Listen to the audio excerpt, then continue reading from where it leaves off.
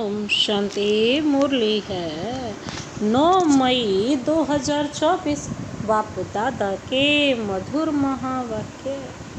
मीठे बच्चे, कड़े ते कड़ी बीमारी है किसी के नाम रूप में फंसना। अंतर्मुखी बन इस बीमारी की जांच करो और इससे मुक्त बनो। कड़े ते कड़ी बीमारी है किसी के नाम रूप में फंसना। अंतर्मुखी बन इस बीमारी की जांच करो और इससे मुक्त बनो। आज का प्रश्न है, नाम रूप की बीमारी को समाप्त करने की युक्ति क्या है? इससे नुकसान कौन कौन से होते? नाम रूप की बीमारी को समाप्त करने की युक्ति क्या है? इससे नुकसान कौन कौन से होते? बाबा ने उत्तर दिया, नाम रूप की बीमारी को समाप्त करने के लिए एक बाप से सच्चा सच्चा लव रखो। याद के समय बुद्धि भटकती है, देहधारियों में जाती है, तो बाप को सच सच सुनाओ। सच बताने से बाप क्षमा कर देंगे। सर्जन से बीमारी को छिपाओ नहीं, बाबा को सुनाने से खबरदार हो जाएंगे। बुद्धि किसी के नाम रूप में लटकी हुई है तो बाप से बुद्धि जुट नहीं सकती। वह सर्विस के बजाय डिस सर्विस करते हैं। बाप की निंदा कराते हैं। ऐसे निंदक बहुत कड़ी सजा के भागी बनते हैं। बाबा क्या कहते हैं? बाबा कहते हैं, नाम रूप की बीमारी को समाप्त करने के लिए एक बाप को सच्चा सच्चा लव रखो। एक बाप से बाप को बताओ, अगर बुद्धि याद करते समय भटकती है तो सच सच सुनाओ, बाबा क्षमा कर देंगे। बाबा कहते हैं, सर्जन से कोई बीमारी नहीं छिपाओ, बाबा को सुनाने से खबरदार हो जाएंगे। बुद्धि किसी के नाम रूप में लटकी हुई है तो बाप से बुद्धि जुट नहीं सकती। वह सर्विस की बजाय डिस सर्विस करते हैं। बाप की निंदा कराते हैं। बाबा कहते हैं, ऐसे निंदक बहुत कड़ी सजा के भागी बनते हैं। अच्छा, ओम शांति। अभी बच्चे सुनते हैं कि हर एक को वर्षा मिलना है। किससे? बाप से। भाई को भाई से कभी वर्षा नहीं मिलता, और फिर भाई व बहन जो भी हैं उनको हर एक की अवस्था का पता नहीं पड़ता। सब समाचार बाप दादा के पास आते। यह है प्रैक्टिकल में। हर एक को अपने को देखना है कि मैं कहाँ तक याद करता हूँ, कोई के नाम रूप से कहाँ तक फंसा हुआ हूँ। हमारे आत्मा की वृत्ति कहाँ कहाँ तक जाती है, आत्मा खुद जानती है। अपने को आत्मा ही समझना पड़े। हमारी वृत्ति एक शिव बाबा की तरफ जाती है या और कोई के नाम रूप तरफ जाती है। जितना हो सके अपने को आत्मा समझ एक बाप को याद करना है और सब भूलते जाना है।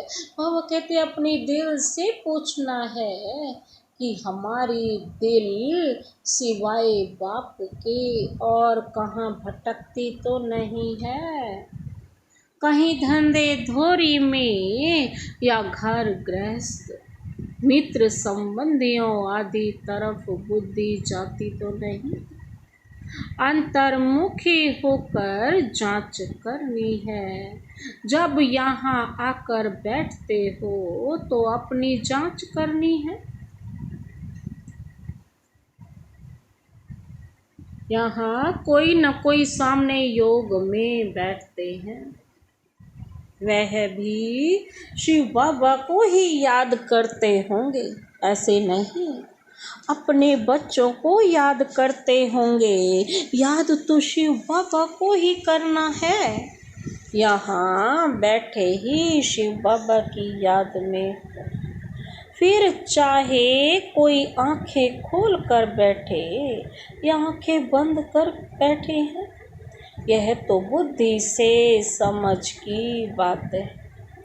बाबा कहते अपने दिल से पूछना होता है, बाबा क्या समझाते हैं। हमको तो याद करना है एक को। यहाँ जो बैठने वाले हैं वह तो एक शिव बाबा की ही याद में होंगे। तुमको नहीं देखेंगे क्योंकि उनको तो कोई की भी अवस्था का पता ही नहीं है। हर एक का समाचार बाप के पास आता है। वह जानते हैं कौन कौन बच्चे अच्छे हैं, जिनकी लाइन क्लियर है, जिनकी लाइन क्लियर है, उनका और कहाँ भी बुद्धि योग नहीं जाता है। ऐसे भी होते हैं कोई का बुद्धि योग जाता है, फिर मुरली सुनने से चेंज भी होते रहते, फील करते हैं कि यह तो हमारी भूल है, हमारी दृष्टि वृत्ति बरोबर रॉन्ग थी। अब उनको राइट करना है, रॉन्ग वृत्ति को छोड़ देना है। यह बाप समझाते हैं, भाई भाई को नहीं समझा सकते। बाप ही देखते हैं इनकी वृत्ति दृष्टि कैसी है। बाप को ही सब दिल का हाल सुनाते हैं। शिव बाबा को बताते हैं तो दादा समझ जाते हैं। हर एक के सुनाने से देखने से भी समझते हैं। जब तक सुने नहीं तब तक उनको क्या पता कि यह क्या करते हैं। एक्टिविटी से सर्विस से समझ जाते हैं इनको बहुत देह अभिमान है, इनको कम, इनकी एक्टिविटी ठीक नहीं है। कोई न कोई के नाम रूप में फंसा रहता है। बाबा पूछते हैं कोई की तरफ बुद्धि जाती है, कोई साफ बतलाते हैं, कोई कोई फिर नाम रूप में फंसे हुए ऐसे हैं जो बताते ही नहीं हैं। बाबा कहते अपना ही नुकसान करते हैं। बाप को बतलाने से उनकी क्षमा होती है। बाबा कहते फिर आगे के लिए भी संभाल करते। बहुत हैं जो अपनी वृत्ति सच नहीं बताते, लज्जा आती है। जैसे कोई उल्टा काम करते हैं तो सर्जन को बताते नहीं, परंतु बाबा कहते छिपाने से बीमारी और ही वृद्धि को पाएगी। यहाँ भी ऐसे बाप को बताने से हल्के हो जाते, नहीं तो वह अंदर में रहने से भारी रहेंगे। बाप को सुनाने से फिर दोबारा ऐसे नहीं करेंगे। आगे के लिए अपने पर खबरदार भी रहेंगे। बाकी बाबा कहते हैं बताएंगे नहीं तो वह वृद्धि को पाता रहेगा। बाबा जानते हैं ना, क्या जानते हैं? बाप तो जानते हैं ना। क्या जानते हैं? बाबा कहते कि यह सर्विसेबल बहुत है। क्वालिफिकेशन कैसी रहती है, सर्विस में भी कैसे रहते हैं। कोई के साथ लटके तो नहीं, हर एक की जन्म पत्री को देखते हैं, फिर उतना उनसे लव रखते हैं, इतना उनसे लव रखते हैं, कोशिश करते हैं। कोई तो बहुत अच्छी सर्विस करते हैं, कभी भी कहाँ उन्हों का बुद्धि योग नहीं जाता। हाँ, पहले जाता था, अब खबरदार है, बताते हैं बाबा, अब मैं खबरदार हूँ। आगे बहुत भूले करते थे, समझते हैं देह अभिमान में आने से भूले ही होंगी, फिर पद तो भ्रष्ट हो जाए। फल किसको पता नहीं पड़ता है, परंतु पद तो भ्रष्ट हो ही जाएगा। दिल की सफाई इसमें बहुत चाहिए, तब तो उच्च पद पाएंगे। उनकी वृद्धि में बहुत सफाई रहती है, जैसे लक्ष्मी नारायण की आत्मा में सफाई रहती है। बाबा कहते हैं सफाई रहती है ना लक्ष्मी नारायण की आत्मा में, तब तो उच्च पद पाया है ना। कोई कोई के लिए समझा जाता है, इनकी नाम रूप की तरफ वृत्ति है, देही अभिमानी होकर नहीं रहते, इस कारण पद भी कम हो जाता है। राजा से लेकर रंक तक नंबरवार पद तो है ना। यह क्यों होता है, इसको भी समझाना चाहिए, समझना चाहिए। नंबरवार तो जरूर बनते ही हैं, कलाएं कम होती ही रहती हैं। जो 16 कला संपूर्ण है, वह फिर 14 कला में आ जाते। ऐसे थोड़ा थोड़ा कम होते होते कलाएं उतरती भी जरूर है। 16 कला संपूर्ण, बाबा कहते 16 कला संपूर्ण है, वह फिर 14 कला में आ जाते हैं। ऐसे थोड़ा थोड़ा कम होते होते बाबा कहते हैं कलाएं उतरती तो जरूर हैं। 14 कला है तो भी अच्छा, फिर वह मार्ग में उतरते हैं तो विकारी बन जाते हैं, आयु भी कम हो जाती है, फिर रजो तमो गुणी बनते जाते हैं, कम होते होते पुराने होते जाते हैं। आत्मा शरीर से पुरानी होती जाती है।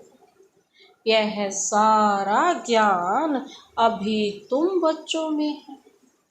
कैसे 16 कला से नीचे उतरते उतरते फिर मनुष्य बन जाते हैं। देवताओं की मत तो होती नहीं, पाप की मत मिली, फिर 21 जन्म मत मिलने की दरकार ही नहीं रहती। यह है ईश्वरीय मत, तुम्हारी 21 जन्म चलती। फिर जब रावण राज्य होता है तो तुमको मत मिलती है रावण की। दिखाते भी हैं, देवताएं वाम मार्ग में जाते हैं, और धर्म वालों की ऐसी बात नहीं होती। देवता जब वाम मार्ग में जाते हैं तब और धर्म वाले आते हैं। बाप समझाते हैं, बच्चे अभी तो तुम्हें वापस जाना है, यह पुरानी दुनिया है, ड्रामा में यह भी मेरा पार्ट है। पुरानी दुनिया को नया बनाना, बाबा कहते यह भी तुम समझते हो।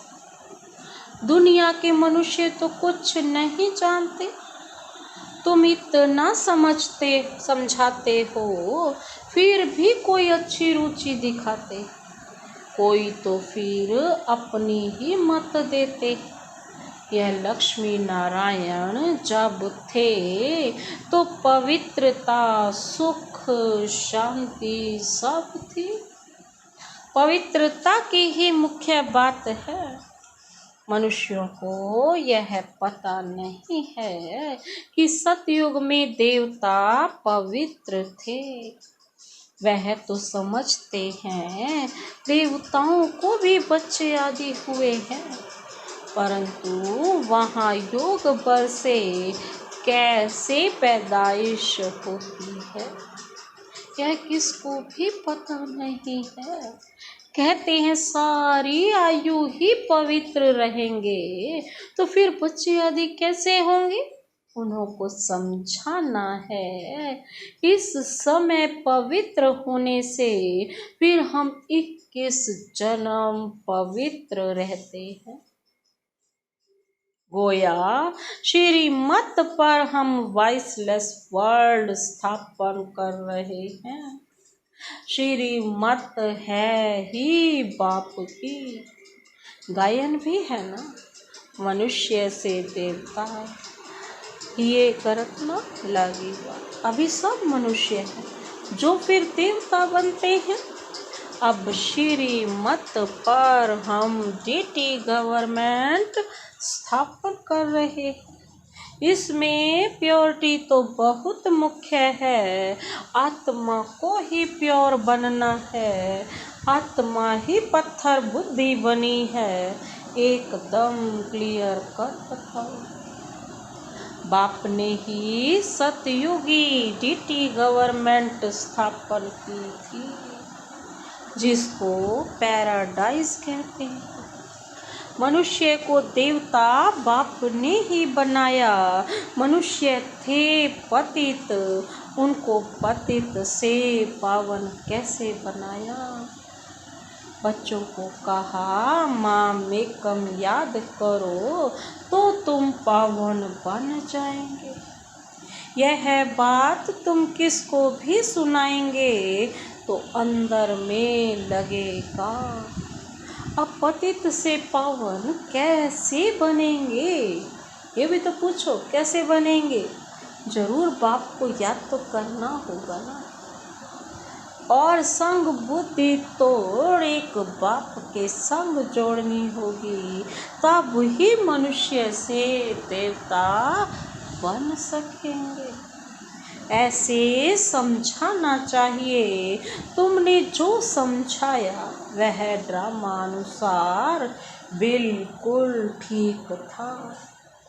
यह तो समझते हैं, फिर भी दिन प्रतिदिन पॉइंट्स मिलती रहती है समझाने लिए।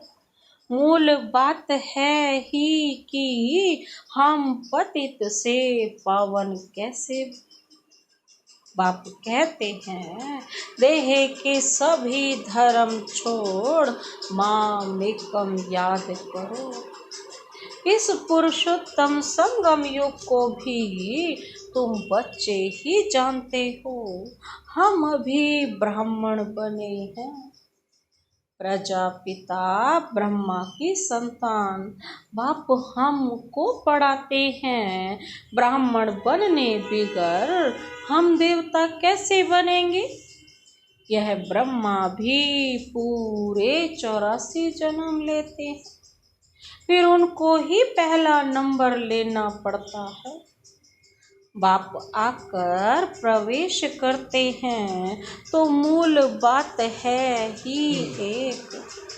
अपने को आत्मा समझ बाप को याद करो।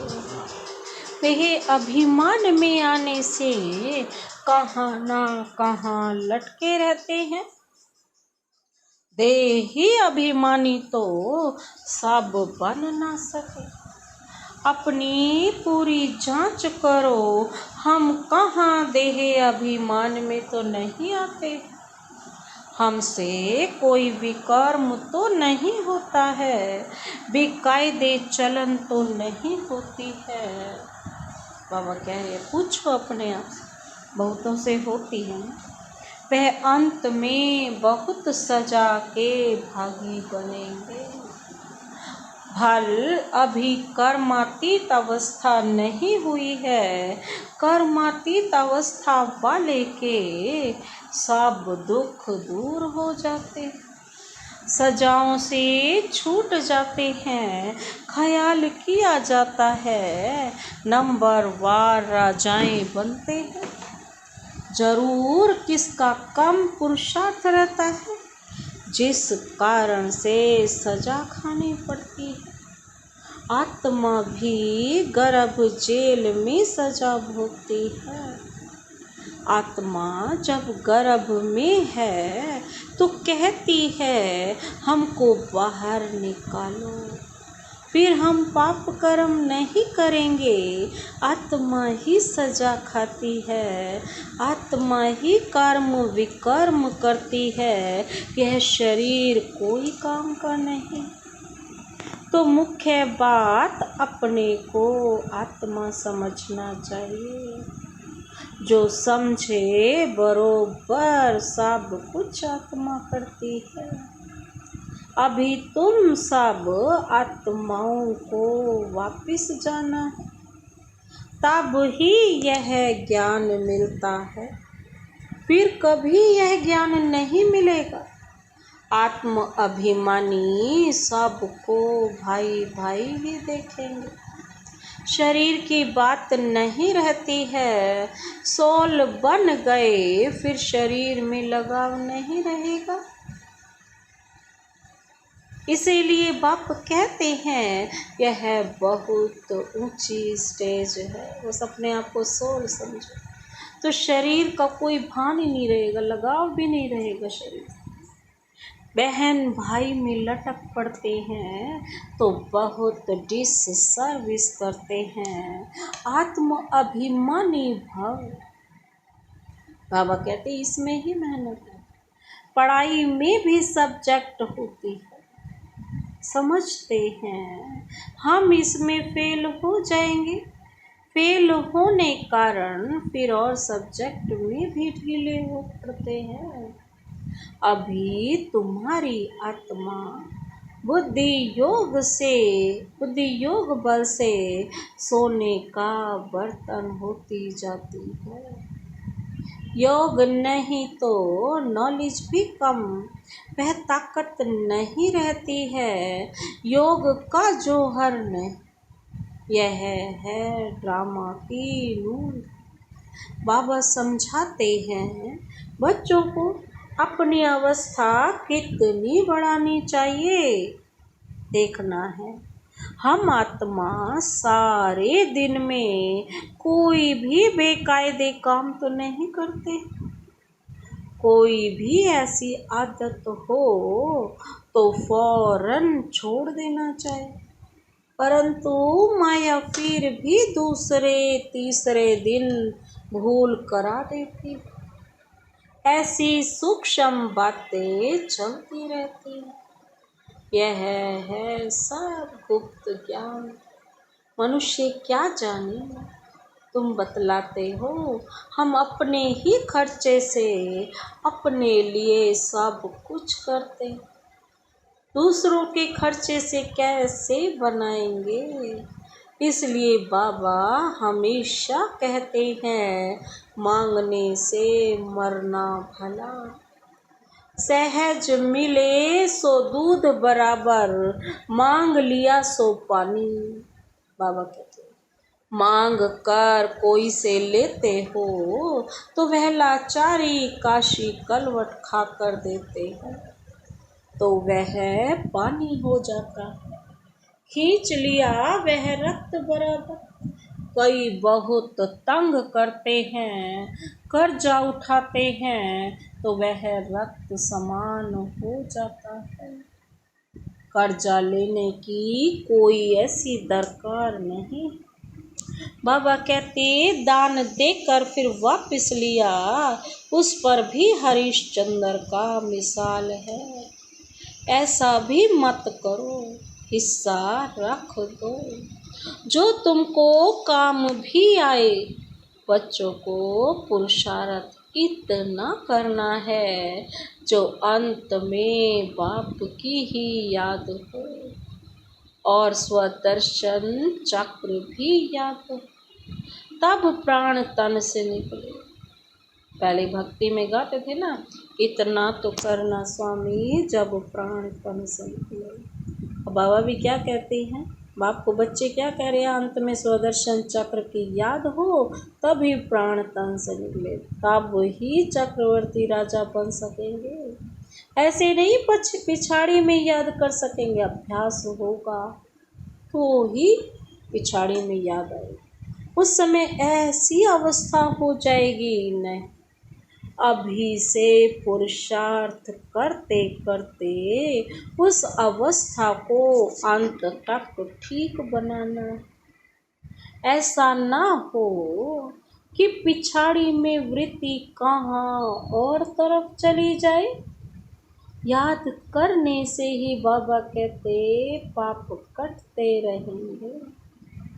तुम बच्चे जानते हो पवित्रता की बात में ही मेहनत है, पढ़ाई में इतनी मेहनत नहीं है। इस पर बच्चों का ध्यान अच्छा चाहिए। तब बाबा कहते हैं रोज अपने से पूछो, हमने कोई बेकायदे काम तो नहीं किया है ना, नाम रूप में तो नहीं फंसता हूँ, किसको देखा लट्टू तो नहीं बनता हूँ, कर्मेंद्रियों से कोई बेकायदे काम तो नहीं करता हूँ। बाबा कहते हैं अपनी सूक्ष्म चेकिंग करनी है। बाबा कहते पुराने पतित शरीर से बिल्कुल लव नहीं होना चाहिए, वह भी देह अभिमान हो जाता है।